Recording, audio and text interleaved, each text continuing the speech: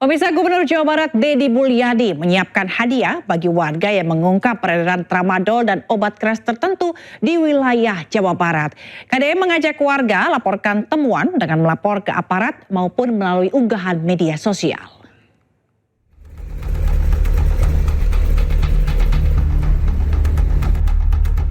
Langkah tersebut menjadi bagian dari upaya pemerintah Provinsi Jawa Barat menekan peredaran narkotika, obat keras tanpa izin, serta minuman keras ilegal yang dinilai semakin marak, termasuk diperjualbelikan di warung-warung tanpa izin.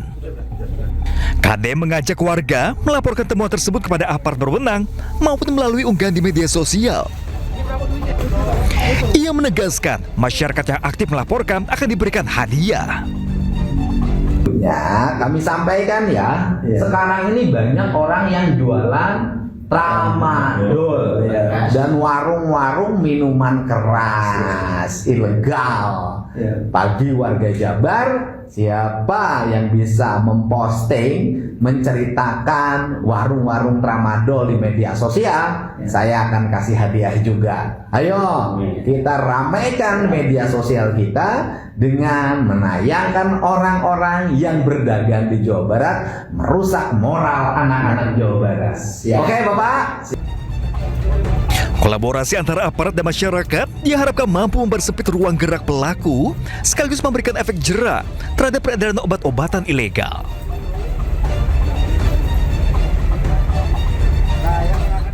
Pemirsa, Kepala Badan Gizi Nasional Sudaryono menjenguk siswa SMK korban keracunan makan bergizi gratis di Semarang, Jawa Tengah. Kepala BGN meminta maaf dan menutup SPPG Karangturi penyedia menu MBG.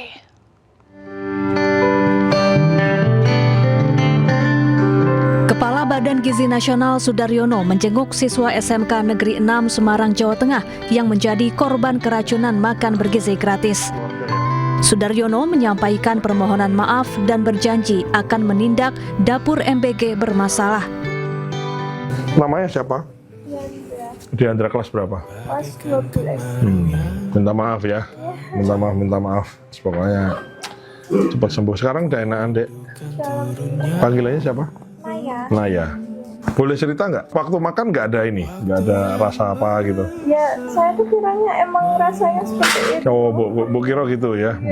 Terus habis itu kamu makan biasa, terus pulang? Iya, terus sampai rumah langsung perut itu mules biasa. Saya kira emang mules biasa gitu. Habis itu kok pagi-pagi masih sakit. Terus saya diare. Sampai sekolah, saya masih sakit perutnya. Terus ngajak teman-teman ternyata sama pada sakit perut juga. Diare nggak lama diare gitu. Diare gitu. Terus pihak sekolah manggil ambulans. Tapi udah enak sekarang. Bapak kakeknya sini. Bapak kena piket. Enggak usah jongkok. Bapak kena piket. Nyuwun sewu ya Pak ya, minta maaf ya cucunya jadi dirawat gara-gara MBG. Pokoknya aku kepala MBG yang baru ya, kita lagi beresin lah SOP semua kita bereskan ya, bagaimana caranya makanannya tuh harus kayak makanan di rumah sakit itu loh, makanannya sehat tapi juga bagus lah, aman lah ya, itu kira-kira ya. Nanti biaya rumah sakitnya aku tanggung ya, aku yang tanggung biaya rumah sakitnya ya. Sebelumnya 707 orang yang terdiri atas siswa dan guru keracunan usai mengonsumsi menu MBG Jumat lalu. Para siswa mengalami mual, muntah, dan diare. BGN kemudian melakukan investigasi dan menutup sementara SPPG Karangturi Semarang. Tim Liputan iNews melaporkan. Sementara itu, tabir dugaan korupsi di tubuh BGN semakin terbuka. Kali ini, Kepala Badan Gizi Nasional Sudaryono mengungkap banyak rekening SPPG yang tidak jelas. Kepala BGN Sudaryono buka-bukaan terkait dugaan korupsi di Satuan Pelayanan Pemenuhan Gizi. Dari hasil penyelidikan sementara, ditemukan 414 rekening ganda atau bahkan belum beroperasi. Total dana yang ada di rekening ini mencapai sekitar 311,2 miliar rupiah. BGN pun langsung mengembalikan dana ini ke kas negara. Sudaryono tegaskan tidak ada SPPG yang kebal hukum. Kami telah menemukan adanya 400, bisa ditampilkan, 414 SPBG atau dapur yang rekeningnya itu kemudian rekeningnya either double atau rekeningnya dapurnya nggak ada atau dapurnya belum beroperasi. Sehingga kami mengembalikan uang negara, uang rakyat sebanyak 311.246.295.184 rupiah. Menteri Keuangan Purbaya Yudi Sadewa mengunjungi Sekolah Rakyat Terintegrasi 2 Surabaya, Jawa Timur. Purbaya menegaskan pemerintah berkomitmen memperluas akses pendidikan.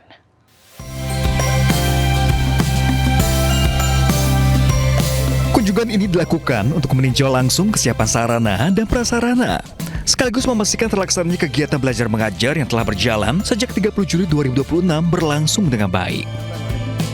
Dalam kunjungan tersebut, Menkeu mengikuti rute keseharian peserta didik mulai dari lingkungan asrama hingga ruang kelas. Menkeu juga meninjau kondisi furniture, sirkulasi udara, serta kesiapan ruangan kelas dan meja belajar untuk memastikan seluruh fasilitas berfungsi dengan baik, mendukung proses belajar mengajar. Semangat semua ya belajarnya. Nanti diikutin semua pelajaran dari guru-guru di sini. Ini program dibuat oleh Pak Prabowo untuk bikin kita semua jadi orang pintar. Jadi nanti jangan malas. Kalau ada yang malas, ikut sedikit suruh belajar gitu ya. Kehadiran Sekolah Rakyat merupakan wujud nyata komitmen pemerintah dalam memperluas akses pendidikan yang berkualitas, gratis, dan berkelanjutan bagi anak-anak keluarga kurang mampu. Sekaligus menjadi salah satu langkah strategis memutus mata rantai kemiskinan antar generasi melalui investasi pada sumber daya manusia sejak usia dini.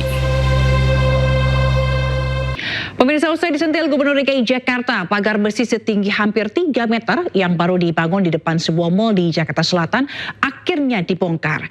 Gubernur Pramono Anung meminta pengelola mal tidak bersikap berlebihan dalam merespons situasi keamanan Jakarta.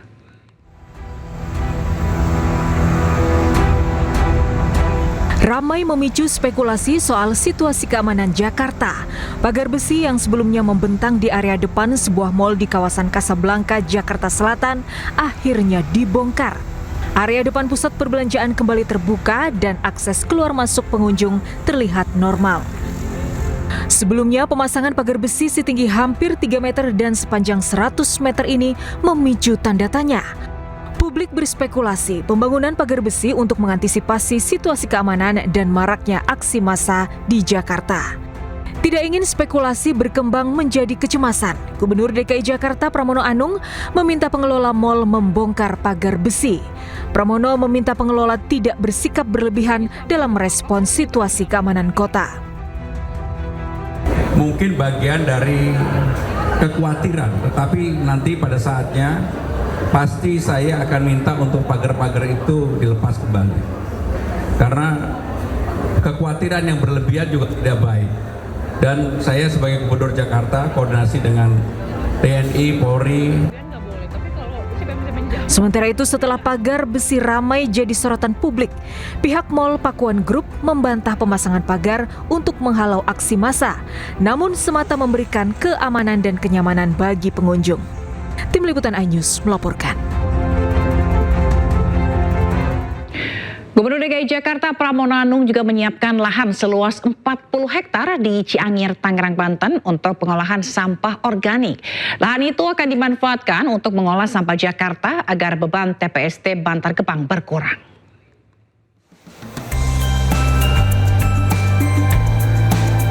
Gubernur Jakarta Pramono Anung meninjau tempat pembuangan sampah sementara 3R di Menteng Atas, Jakarta Pusat. TPS ini sebelumnya hanya menjadi tempat penampungan sampah, namun kini diarahkan untuk mengolah sampah yang sudah dipilah, baik dari warga maupun hotel, restoran, dan kafe.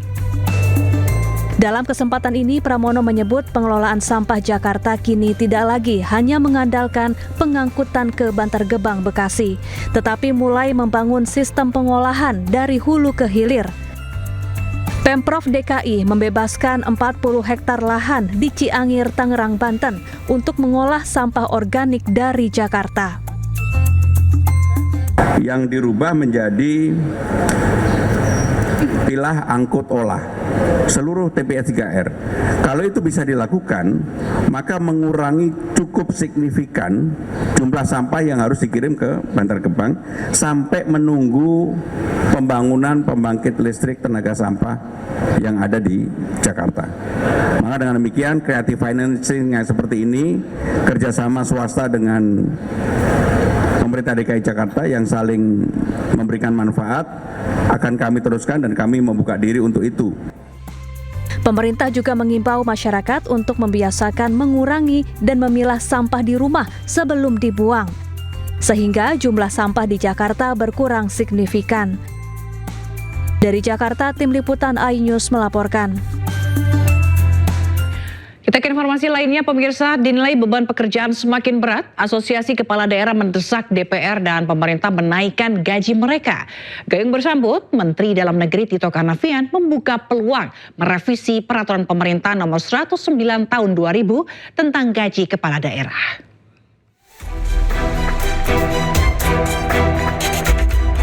Di tengah maraknya kepala daerah terjerat kasus korupsi, DPR dan Kementerian Dalam Negeri justru tengah mempertimbangkan menaikkan gaji para kepala daerah. Usulan berawal dari keluhan para kepala daerah. Mereka menilai saat ini tugas kepala daerah kian pelik. Tidak hanya menjalankan fungsi pemerintahan, tetapi juga mengurus konflik sosial hingga konflik agraria.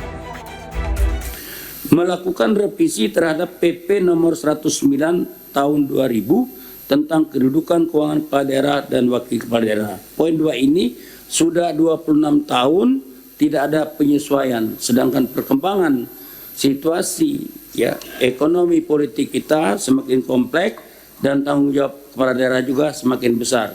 Tapi ini peraturan pemerintah sudah 26 tahun tidak ada penyesuaian. Menanggapi usulan dari anak buahnya, Menteri Dalam Negeri Tito Karnavian menyebut membuka peluang merevisi Peraturan Pemerintah Nomor 109 Tahun 2000 yang mengatur keuangan termasuk gaji para kepala daerah. Tito menyebut aturan berusia 26 tahun itu memang sudah saatnya dievaluasi. Ini dibuat peraturan ini di tahun 2000. Nah, sekarang kita tahun 2026. Sudah 26 tahun peraturan ini dibuat. Situasi sudah berubah. Kenaikan harga juga barang-barang sudah berubah. Kurs juga sudah berubah. Kalau mungkin mau dilakukan penyesuaian, disesuaikan keadaan saat ini, itu bisa saja dilakukan penyesuaian. Tapi sekali lagi, kalau yang berkaitan dengan PAD, saran kami ini juga dipertimbangkan. Meski membuka peluang untuk menaikkan gaji para kepala daerah, namun menurut Tito, besaran dana operasional nanti akan disesuaikan dengan prestasi dan capaian kinerja para kepala daerah. Tim Liputan iNews melaporkan. Di tengah maraknya korupsi dan rencana kenaikan gaji gubernur, gaji ASN di Maluku Utara terpaksa dipotong. Gubernur Maluku Utara, Serly Juanda, beralasan pemotongan terpaksa dilakukan karena anggaran pemerintah daerah alami defisit. Secara pribadi dan mewakili Pemprov Maluku Utara mengucapkan permintaan maaf mulai bulan Juli 2026 TPP untuk ASN level staff dan P3K akan dipotong 10%. Pemerintah Provinsi Maluku Utara resmi mengambil langkah efisiensi dengan memangkas tambahan penghasilan pegawai ASN. Gubernur Maluku Utara, Serly Juanda, menegaskan keputusan ini diambil sebagai langkah terakhir karena kondisi fiskal semakin berat, terutama setelah pemerintah pusat memotong anggaran daerah sebesar 709 miliar rupiah. Oleh karena itu, dengan berbagai pertimbangan dilakukan efisiensi potongan 10% untuk TPP mulai bulan 7 sampai bulan Desember itu menghasilkan efisiensi 67 miliar. Artinya kita masih tetap defisit 51 miliar. Solusinya adalah peningkatan PAD. Jadi, apakah bisa tidak dipotong? Tidak bisa. Dengan berbagai simulasi itu yang terbaik yang bisa dilakukan. Oleh karena itu, saya mewakili pribadi dan pemerintah Provinsi Maluku Utara memohon maaf atas pemotongan ini, memohon pengertiannya dan menginfokan penjelasan bahwa memang fiskal kita dalam kondisi yang sulit untuk tidak dilakukan pemotongan karena rencananya pemangkasan akan diterapkan mulai Juli hingga Desember 2026. PNS, staf, dan P3K akan dipotong sebesar 10%. Sementara eselon 1 hingga 4 sudah sejak awal Januari ini dipotong sebesar 20%. Tetapi tadi juga sudah mendengar semua keluhan dari kepala daerah bahwa itu tidak menyelesaikan masalah kami di daerah karena kami sekarang tidak punya cash flow untuk membayar gaji P3K sampai dengan akhir tahun. Sebelumnya, Gubernur Sherly sempat curhat ke DPR di depan anggota Dewan dan Menteri Dalam Negeri. Sherly mengaku kesulitan menggaji pegawai pemerintah P3K sampai akhir tahun 2026.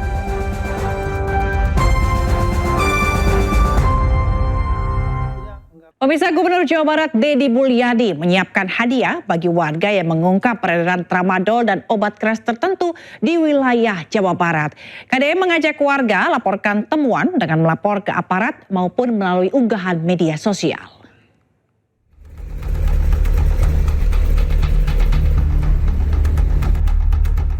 Langkah tersebut menjadi bagian dari upaya pemerintah Provinsi Jawa Barat menekan peredaran narkotika, obat keras tanpa izin, serta minuman keras ilegal yang dinilai semakin marak, termasuk diperjualbelikan di warung-warung tanpa izin.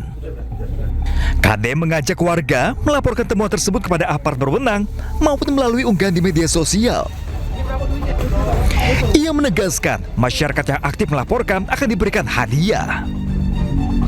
Ya, kami sampaikan ya, sekarang ini banyak orang yang jualan tramadol dan warung-warung minuman keras ilegal. Bagi warga Jabar, siapa yang bisa memposting, menceritakan warung-warung tramadol di media sosial, saya akan kasih hadiah juga. Ayo, kita ramaikan media sosial kita dengan menayangkan orang-orang yang berdagang di Jawa Barat, merusak moral anak-anak Jawa Barat.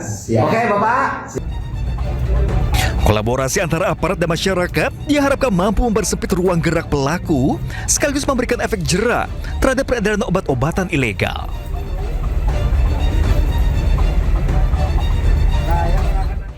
Pemirsa, pertandingan badminton antara Kapolri Jenderal Listio Sigit Prabowo melawan Menteri SDM Bahlil Lahadalia berlangsung sengit. Kapolri bertanding agresif sejak awal duel dan diimbangi perlawanan Bahlil.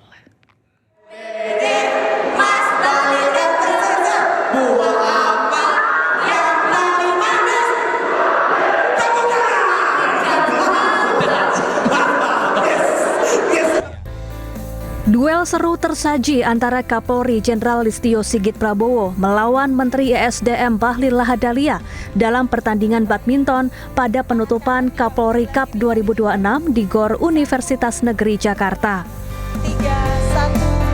Sejak awal pertandingan, pasangan Kapolri dengan Widi Chandra Kasih langsung tampil agresif. Bahlil yang berpasangan dengan Muhammad juga memberikan perlawanan. Suasana semakin meriah dengan sorak-sorai dari para penonton.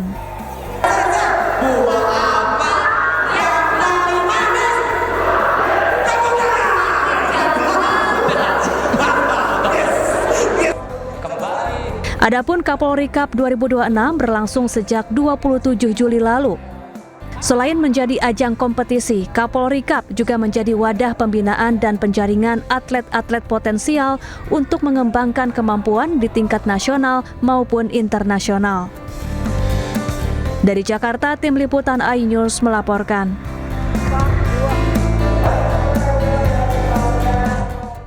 Sekretaris Kabinet Teddy Indrawijaya menggelar syukuran 15 tahun pengabdian Panduri Lastaka 2011. Panduri Lastaka 2011 adalah nama angkatan paguyuban alumni Akademi Militer, di mana Teddy merupakan salah satu perwira alumni dari angkatan tersebut.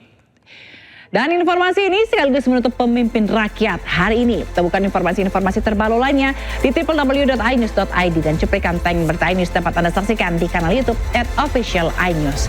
Saya Fazilah Khairisa dan kerabat kerja yang bertugas pamit undur diri. Pemimpin Rakyat, pemimpin beraksi, rakyat awasi. Terima kasih dan sampai jumpa.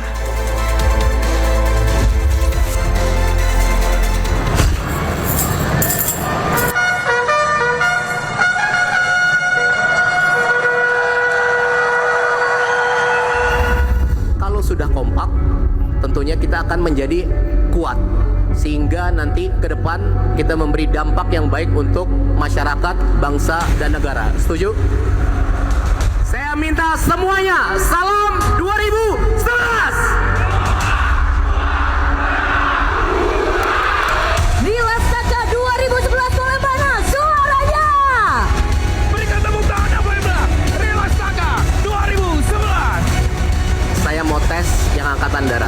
Angkatan Laut, Angkatan Udara, Polisian.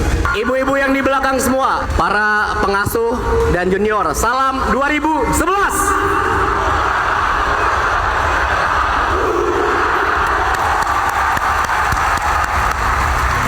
Pada malam hari ini banyak sekali pengasuh yang hadir, kemudian juga ada senior, junior yang hadir. Seperti ini karena banyak sekali orang yang telah duluan di atas kita. Pengasuh, senior, teman, dan juga junior. Jadi kami sangat-sangat berterima kasih kepada abang-abang yang sudah hadir di sini. Dan reuni yang baik, reuni yang tidak hanya berhenti di sini, tapi nanti berkelanjutan sampai puluhan tahun ke depan. Setuju? Sengaja kami mengambil tema kompak, kuat, dan berdampak. Kompak itu mudah diucapkan, gitu, tapi susah dalam pelaksanaannya. Saya merasa kok di 2011 ini baik darat, laut, udara, dan juga kepolisiannya semuanya benar-benar kompak. Gitu.